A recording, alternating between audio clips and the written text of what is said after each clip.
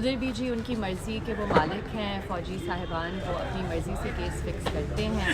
انہیں اس کی بھی پرواہ نہیں ہے کہ ہم ملتان سے آتے ہیں، ملتان جاتے ہیں اس کیس کے لیے اسلام آباد سے، اپنی مرضی سے کرتے ہیں. ابھی تک کوئی نیکسٹ ڈیٹ بھی نہیں ہے. السلام علیکم ناظرین، امید کرتا ہوں آپ سب خیریت سے ہوں گے، جہاں بھی ہوں گے خوش ہوں گے.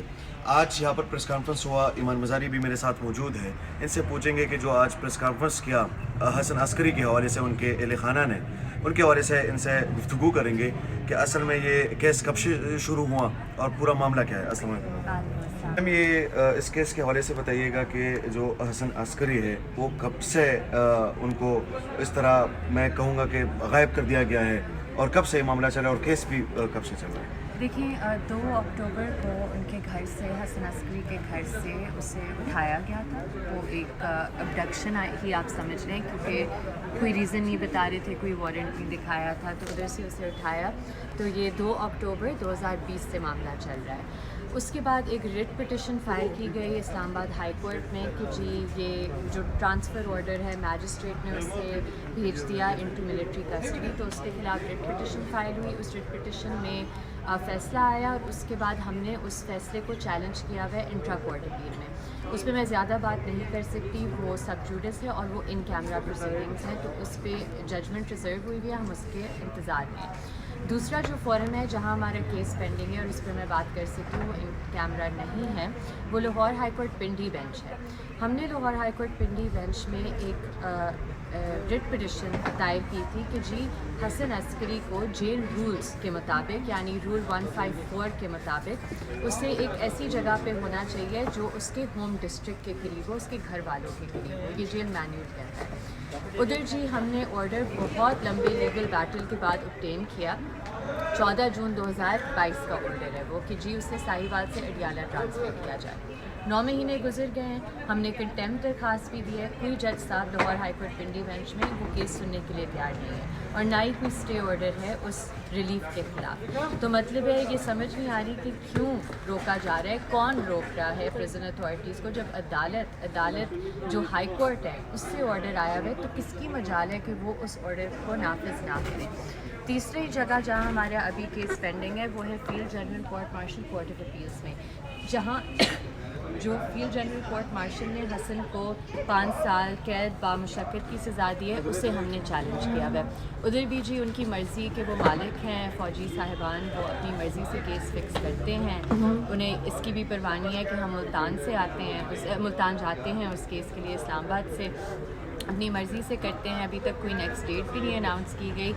تو ایک ایسی صورتحال ہے، دیکھیں کہ آپ سمجھیں جو ایک فوجی افسر تھے جنہوں نے خود بھی فوجی افسر ہیں نا، ان کے ساتھ یہ ہوا ہے، خود اور ان کے بیٹے سویلین ہیں، ان کے ساتھ تو ہونا ہی نہیں چاہیے تھا. تو آپ نے ایک فوجی افسر جنہوں نے اپنے ملک کو سرو کیا، ٹھیک ہے، وہ کہہ رہے ہیں انہوں نے 2 جنگیں میں آپ کو آج انہوں نے بتایا 2 جنگوں میں انہوں نے بھرپور اپنا وہ پارٹ پلے کیا.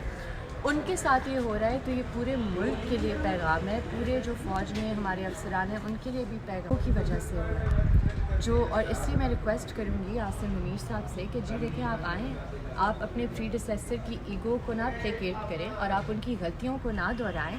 اس فیملی کو ریلیف دیں، اس فیملی کو ان کی اذیت سے باہر نکالیں. اور ابھی میں یہ بھی کہنا چاہوں گی حسن کی جان کو بہت خطرہ ہے ساہیوال ہائی سیکورٹی جیل میں، اور اگر کچھ بھی ہوا تو آپ جانتے ہیں کہ کون اس کا. آج تو انہوں نے پریس کانفرنس کیا، تو آپ کو لگتا ہے کہ ان کو بھی رسک ہے اس میں، یہ جو انہوں نے آج پریس کانفرنس کیا ہے؟ انہوں نے تمام رسکس جانتے ہوئے یہ پریس کانفرنس کی ہے، کیونکہ ان کی تکلیف اب اس پوائنٹ پہ آ گئی تھی، ان کی فرسٹریشن، ان کی ڈپریشن ایک پوائنٹ پر آ گئی تھی کہ اور کوئی چارہ نہیں رہ گیا.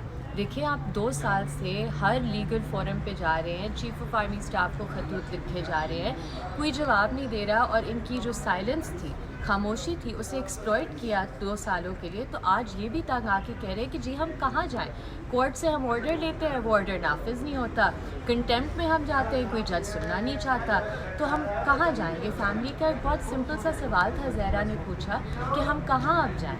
تو میم پھر اس کا مطلب یہ ہوا کہ جو کورٹس ہے، جو عدالتیں ہیں، جو چیف جسٹسز ہیں، تو یہ جتنی بھی لوگ ہیں ان پر بھی ایک ہی بندہ جن کو آپ کہتی ہے کہ ان کو ایگو کا مسئلہ ہے، وہ بندہ قابض ہے.